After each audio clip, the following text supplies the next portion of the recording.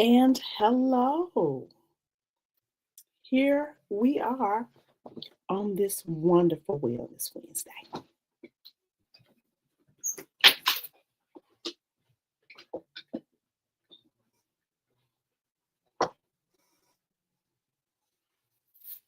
How are we doing? How are we doing? Here we are. Wednesday has come. It is hump day. Hump day, y'all. When you come in, say hey, say hello so I can know who I am talking to. Say hello and tell me if you are live, if you are the thriving live crew, or you are the mighty replay crew, and where you're watching from.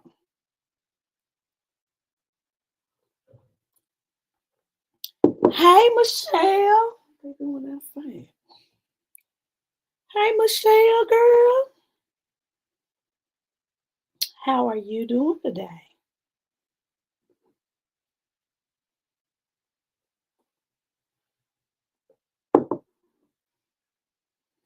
You know what I want you to do? Like, tag, and share. Like, tag, and share. Like, tag, and share. Like, tag, and share. Like, tag, and share. Like, tag, and share. You know, we can make a video. We can make a song out of anything over here in these what's in your bag streets. Yes, yes, yes. Yes, yes, yes. Come on in. Come on in. Come on in. I see my people coming on in. I know y'all, I had to come early yesterday. I had to come early. Because my auntie signed for her a house. So we got invited to witness the she closed on her house. And so we got invited to the closing. And the closing was at 4:30. And so I found out at a point where it would have been kind of a lot for me to like make a recording and then get it all set up, because at the point that I found out, I was ready to go to bed. And I already had my day yesterday lined out. So here we are.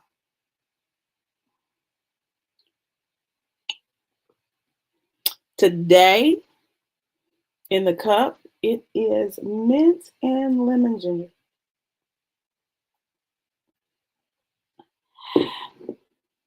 Mint and lemon ginger. And can I tell y'all, this tea really works in the beginning stages of when you have that little tickle in the back of your mouth, in the back of your back here, before it turns into a scratchy throat, when it's just a tickle in the back. If we would do something, just a Wellness Wednesday tip, I might start doing that. So I had the tickle. You know, it makes you make that sound.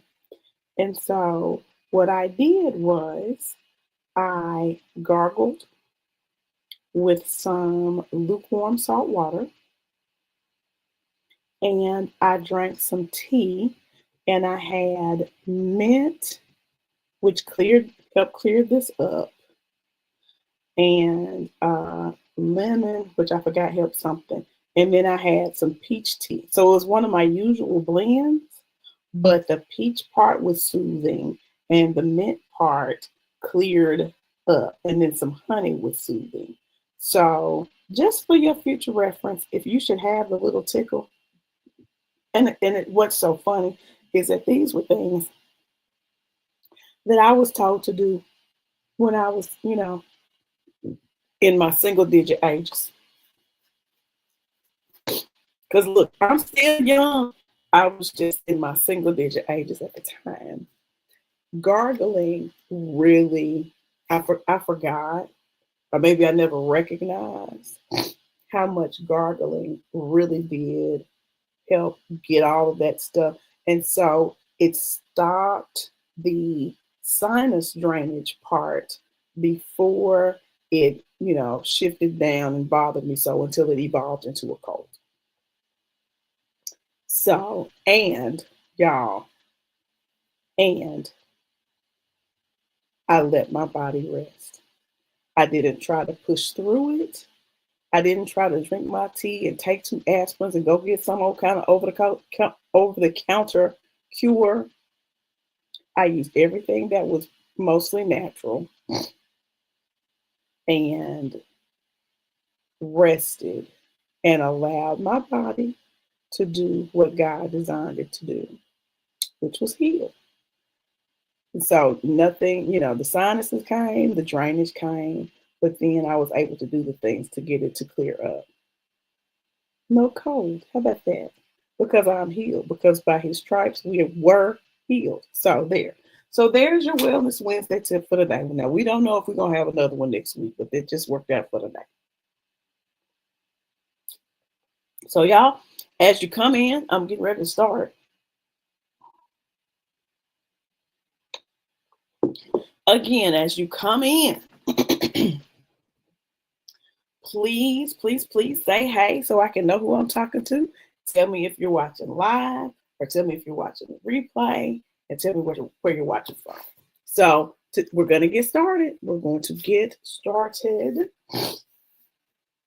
We are on the gifts of forgiveness. So Monday, we talked about the grace that you both receive and give as the forgivee, because God forgave you, and the forgiver for the person that you're forgiving, and also when you are the person that you are forgiving, because that is also an important part of the forgiveness ecosystem, if you will, is that forgiving yourself for whatever you think that you may have done wrong or late or backwards or whatever. Forgiving yourself is an important part of the forgiveness cycle as well, right? Somewhere along the way, I think that we got taught that, we didn't deserve mercy and we didn't deserve grace. And we got to pay for forever for mistakes and things that we have made. And that's not the truth. We should really give ourselves and each other way more margin of error, way more room to get it wrong and get it right. As long as ain't nobody, we're not talking about folks that's whooping you and all this kind of stuff. We're not talking about that. So, but even those people, even though you may have to be away from them, you still need to forgive them for you, right?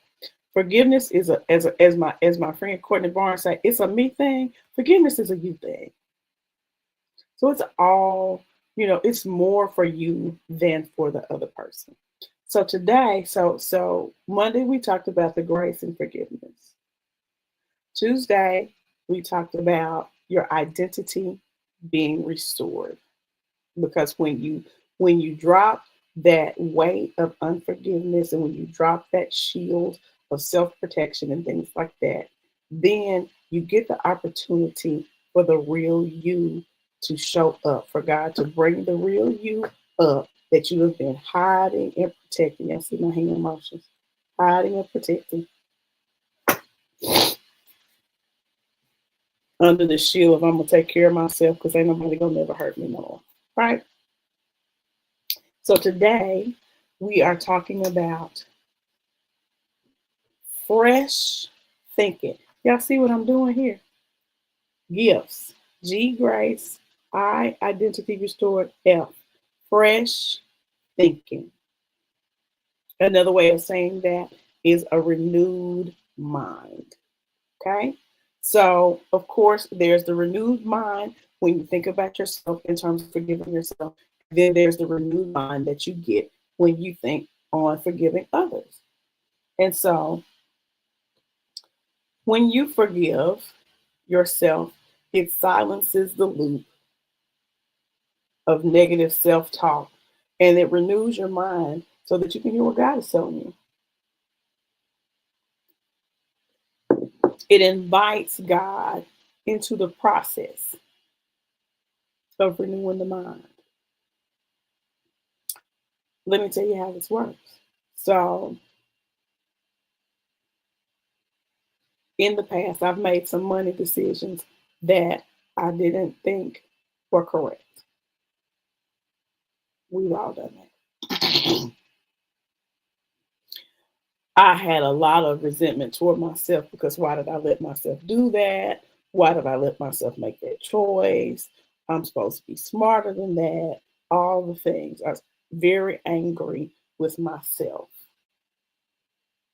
But being angry with myself continually, holding myself in a space of not forgiving myself, did not make that decision any better. It did not make the consequences for that decision go away any faster. It didn't do anything but change how I thought about me. Okay? I replayed it. I did the whole self-punishment thing. I did I reinterpreted it. I played over my head. Like, how many different ways could I have done this differently? How many ways, and the anger at myself stayed fresh. I stayed in the I shouldn't have done that. I stayed in the look, this is me. I was a whole honor graduate. I'm a whole honor graduate. How could I do something so stupid? How could I be so stupid? I'm just stupid. And so that replaying in your mind, it takes it it changes the way that you showed up. That it changed the way that I showed up. It changed the way I showed up because financial decisions have repercussions, right? And so when there would be something, Miss Anita, we made the best decision we could with the information we had at the time. But I was very hard on myself. And that being hard on myself always had me in a space of second guessing. It always had me in the space of wondering, am I bright enough? Am I good enough?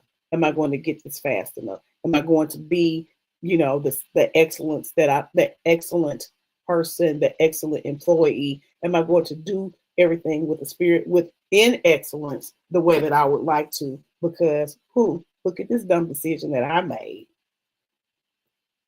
12 years ago. And so when you replay things in your mind, it reinforces and makes it stronger and stronger and stronger. It's just like if you tell somebody, you're beautiful, you're smart, you're this, and they replay it and they replay it and they replay it. They believe it. It becomes strong in their mind. You know the movie, you are kind, you are smart, you are important.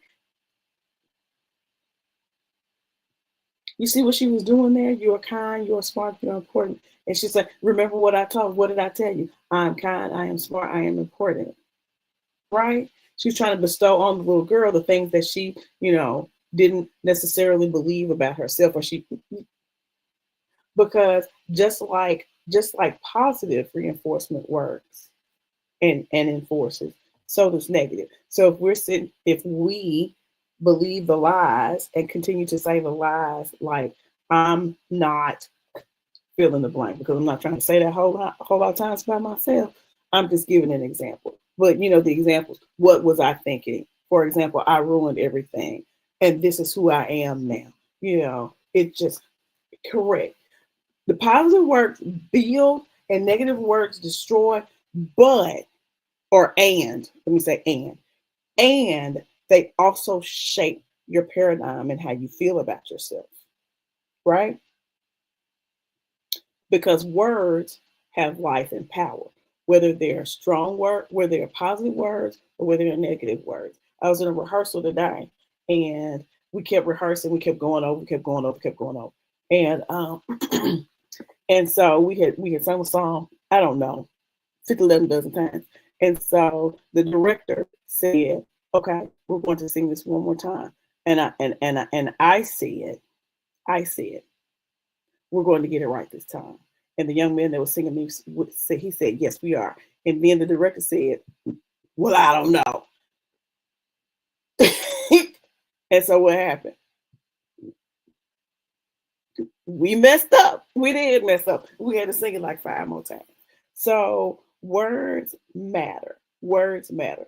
This happened yesterday. So I was picking up a young man, the man that was single with me. He needed a ride, so I picked him up. We were trying to get this time situated of when I was going to pick him up, and I said I'll be there about 11:40 because it want to take 15 to 20 minutes to get from his home to where we were seeing. And I said, well, I'll be there about 11:40. And Stephen was like, you probably need to do 11:30. What time I get there? Get there 11:40. That's what I said. Words have power, right? So words have power, yes, to build or to tear down. But what happens is when you say whatever you say over and over, then that's what stays. Look, I'm in the back of your mind, like I'm patting the back of my head. That's what stays back here. Because in my imagination, when I think, of the subconscious, when I think of the paradigm that shapes how I think, we always say in the back of my mind. So here I am, tapping back here. But anyway, so replay, whatever you're replaying, becomes reinforcement. Reinforcement becomes identity. And so your identity and your feelings, they impact your behavior, and how you behave impacts the results that's your output. And so when you decide to walk in forgiveness towards yourself, it breaks that loop. When you decide to say, you know what, Miss Anita, when you say, you know what, Anita, you said this to yourself. It's okay that you made that mistake. It's over and it's done. And I didn't like that I made the mistake, and I don't like the consequences. However, many are the afflictions of the righteous, and the Lord delivers them out of them all. So, Lord, how are you going to deliver me out of this mistake? Because I've forgiven myself. So how are you going to deliver me out of this? Because the Bible didn't say we wouldn't have any issues. But the Bible never said that. The Bible did say that he would be with us and that he would deliver us out of our issues. How he does it, his business. You can put your bid in for how you want it, but that's his business. And so forgiveness, releasing yourself from that debt, choosing to let your emotions not be impacted by the mistake, by the harm. It releases you out of that space and allows you to hear God more clearly. Because we be arguing with God in our mind. God be trying to give us stuff and we be sitting there saying, oh, I don't deserve it. Oh, I'm not good enough. But he done decided for you that you are good enough. But we sit there and be like, I'm not good enough. And you're like, why are we arguing with God? Like, why? What for? And it takes it doesn't have to take a long time, but it takes a process for your mind to renew, in fact, because you have to think differently. You have to keep affirming yourself. You have to keep saying it over. You have to keep reading it over in the Bible that you are fearfully and wonderfully made. You have to keep reading over and over how he sings over you in Zephaniah. You have to keep reading over and over how in Ephesians 3, how much he loves you and how much you're able to trust him and how he wants to defend you and how he wants to stand up for you and avenge you for the things that people have done to you. How precious are we to him that he wants to step in and take care of us? How precious are we to him that he wants to avenge us? He tells us, if you let it go and release it into my hands, I got you. He created all of humanity. He created the whole universe and everything in it. And he still wants to defend little Karen. I say little Karen because he's so big. He still wants to defend little Karen for something somebody did to her. For something that one of his children did to her. It don't be the non-believers. Michelle, I had to stop telling God why I wasn't worthy of what he said and showed me. Okay. So now you stop telling him. Now you have to cross over into believing. That's what a renewed mind does.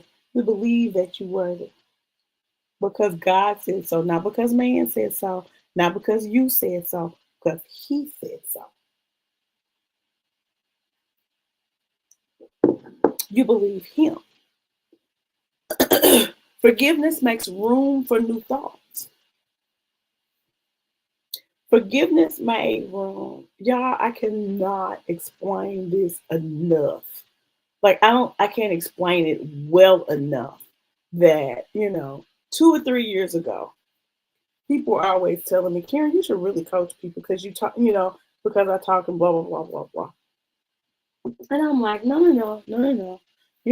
I'm a choir member. I sing in the choir. I play for the choir. This is who I am. This is what I do. Hey, Kim Armstrong. I've been asking about you, sis. I've been asking about you. Don't forget me tomorrow. Class is what I mean. Class. Get all these people just be randomly, I say hi to somebody. Right, Michelle. I say hi to somebody, how you doing? And baby, I was being good old Arkansas, friendly and polite and having manners like my mom told me. And how you doing? And now I get somebody whole life story. That's what Michelle told me. That's what Michelle told me. They give me their whole life story while I'm on my 15-minute break at work. And people would say, Karen, you should do such and such and so. You should blah, blah, blah, blah, blah, blah, blah. And I never believed it. I never. And when I say my 15-minute break at work, I've been retired now for 10 it'll be 10 years in January.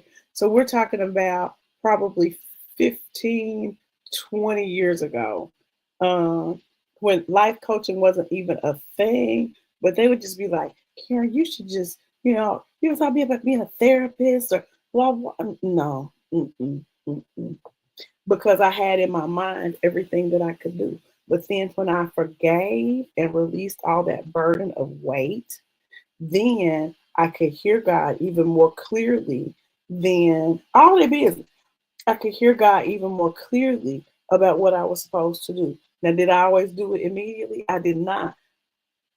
Because I was either thinking, nobody's going to believe me, nobody's going to, or I was too scared. And so I had to repent for all that because for whatever reason it was, I didn't do what God said.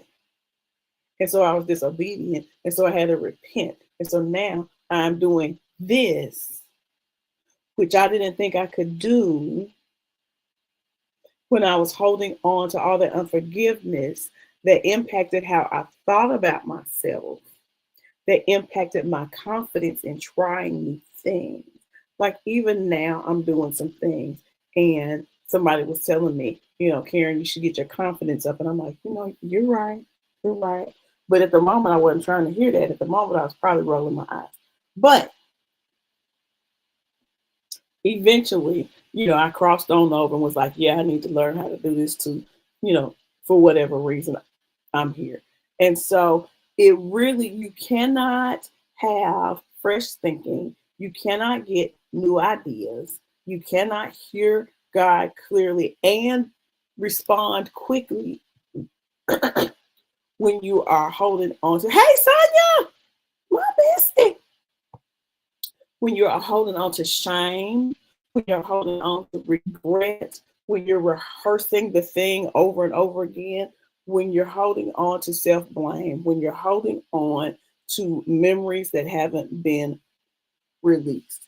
Forgiveness clears your mental clutter. It's a reset for your mind. Your renewed mind then will start thinking, what did I learn from this? I learned XYZ. I bet I won't do that again. You can journal what you learned. You can journal about how you thought that you messed up so bad that it couldn't be repaired.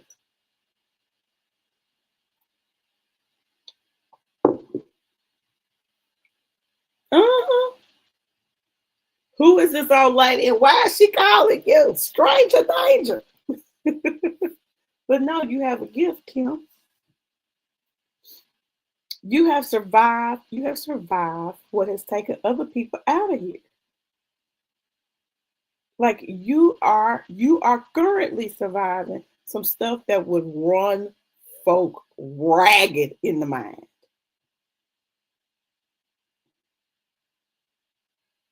You have sis, you have some stuff to release. You have some stuff to release. You do. And look, I'm gonna get my Calendly set up so I can actually talk to the people instead of talking them through this screen right here where they can type and I can talk. But you have to learn that these things, these mistakes, the, these happenings are not the things that define us. They're not the things that make us who we are. And we have to stop buying into that lie that, you know, just because, some people they hold on to the fact that, maybe you had a child and you weren't married.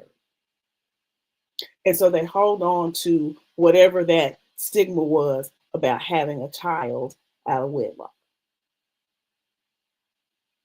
And I have some friends that have had children out of wedlock. And all I can see is they are mothers to some wonderful kids.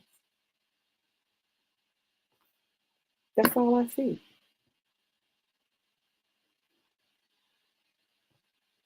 So why carry that thing of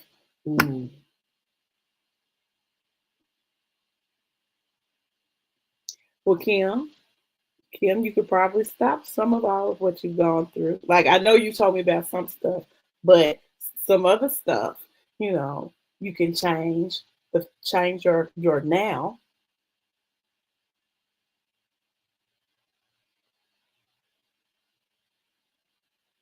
I haven't had any.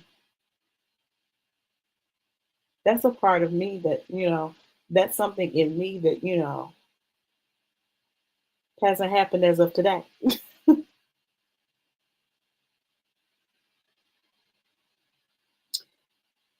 And so the renewed mind says, I have learned from this mistake.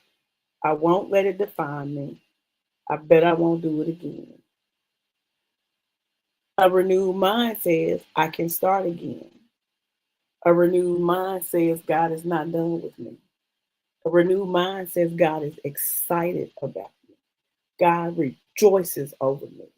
God loves me with a love that can never be taken away. Nothing, not no thing, not no one, not nothing can separate. I know that's bad grammar, but hear me.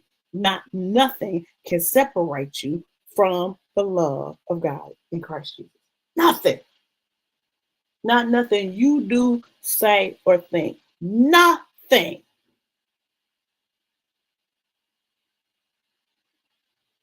And he sent his very best to the cross so that you wouldn't hold yourself hostage. Yeah, let me not say responsible. You wouldn't hold yourself hostage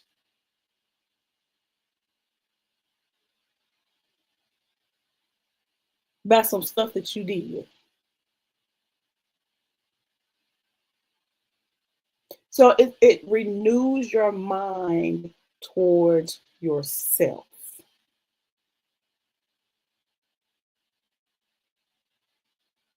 The man that's directed me in the in this choir that I'm a part of, um,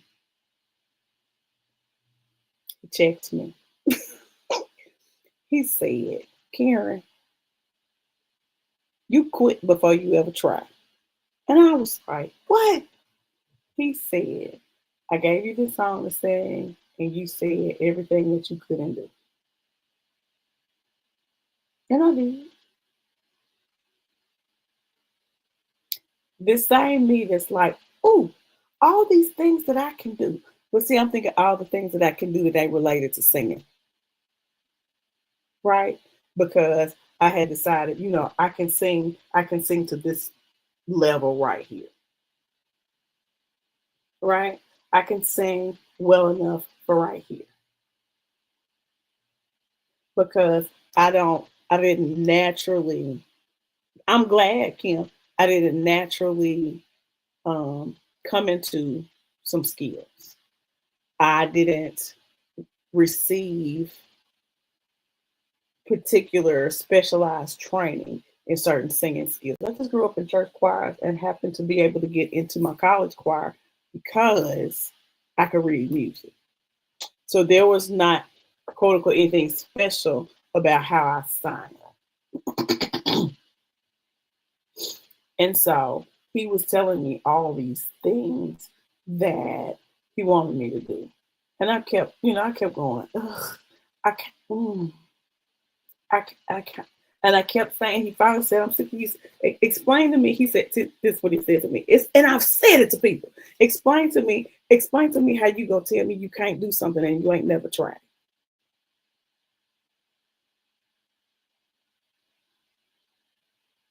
And I have said it to so many people. Show me you can't do it because I haven't heard you try.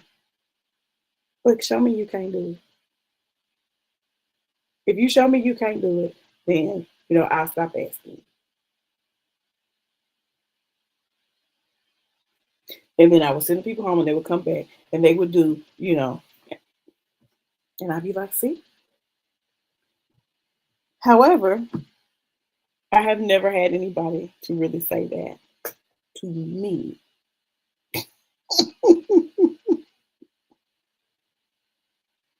And so I've renewed my mind in a lot of spaces about things that I can do that don't involve music or singing. So I just said, okay, all right, I'm going to listen and I'm going to try. And sure enough, 2 hours later, after he had snatched my edges, 2 hours later, he was like, see, you have gotten, in these 2 hours, you have gotten 70% better than what you started with. This was from somebody who walked in and said they couldn't. And then I switched to, well, okay, I'll try. So I went from 0 points, and then I went from I'll try, which is like, maybe an F. And then I got all the way up, if it was great. I got all the way up to 70%, which was a C. So, so my mind is renewed to what I can do even in that realm. Am I making sense? Because I've already done the forgiveness work. So my mind is already renewed. I just hadn't renewed it in that area to try this particular style of how to say. So that those are the types of things that releasing unforgiveness will unlock. It's not that God won't bless you. It's just that you are hindering yourself when you hold on to, whether it's another person, whether it's yourself. When you are all in this self-protect mode, when you are all in this, I'm not going to try it again because look what I did the last time. When you are all in that, it's killing, it's killing your confidence. Nobody said be vain. Nobody said be arrogant. They just said be confident in what you're doing. Be confident in how you approach things. Don't approach things with an I can't. Don't approach things, especially don't be like me and some stuff that you ain't never tried and be like, I can't do it. How do you know? Have you tried? No. Can you do it? No. Don't do that. Do that. Be better than me. And that is how unforgiveness, repetition of the mistake, the repetition of the bad thoughts about yourself, the repetition of the lies that you believe gets lodged back here, and it impacts how you think about yourself. It impacts how you show up in the world. It impacts how you show up in your family, at your job, in your church, in your ministry, in your hobbies. You might think you don't have no hobbies. You might think you don't have no skills. You might think, like, I didn't realize until 2, 3 years ago that there was way more to me than singing songs and playing the piano for the church. Way more to me than just that. There was way more to me than me being able to function inside the four walls of the church. Because I was like, what do I do besides church? Nothing. So, and so I now have some different spaces that I function in, and you just don't realize how good that feels. You don't realize how much you were missing in terms of your abilities and skills. You don't realize how much you're missing until you realize there's way more to you. Like the paper said on like the Mufasa said on the Lion King, there is more to you than what you have become.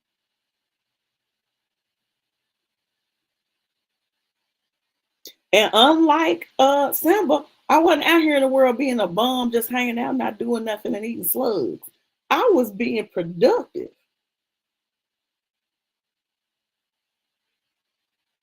But there was still more to me than what I had become. How much more is there how much more is there to you than what you have let yourself become?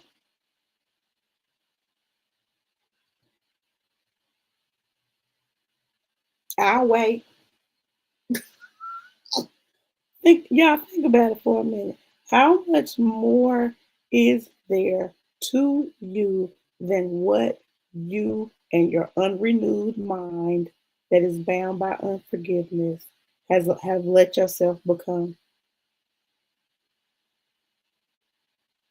Do you even know how much there is to you?